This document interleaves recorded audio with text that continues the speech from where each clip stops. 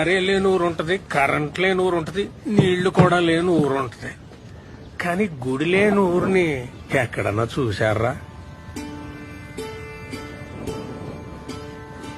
ఉండరా ఉండదు కదా. ఉండదు. అలాంటి ఊరే ఉండదు. ఎందుకో తెలుసా? ప్రతి గుడిలోని దేవుడు ఉంటాడని కాదురా, ఆ గుడి ఆ దేవుడిగా చెప్పాలని, ఆ కథ మనకు గుర్తుండిపోవాలని కడతారా.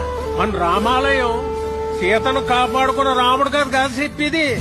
అలాగైతే అది ప్రేమ కథ మాత్రమయ్యేది కదా. ఆహా, రాముడి సమస్య తనదనుకున్న హనుమంతుడి కథ. ధర్మం వైపు ఉన్న రాముడికి మేమున్నామని నిలబడ్డ వానరుల కథ. అధర్మంపై గెలవడానికి యుద్ధం చేసిన సైన్యం కథ అది. అందుకే రామాయణం లోక కళ్యాణం కోసం జరిగిందంటారు. ప్రతి భజనలోనూ చెప్పుకునే ఈ కథ ఏదో ఒక రోజు మనకు ఉపయోగపడాలని చెప్తాం. ఈ రోజు అవ్వాలరా.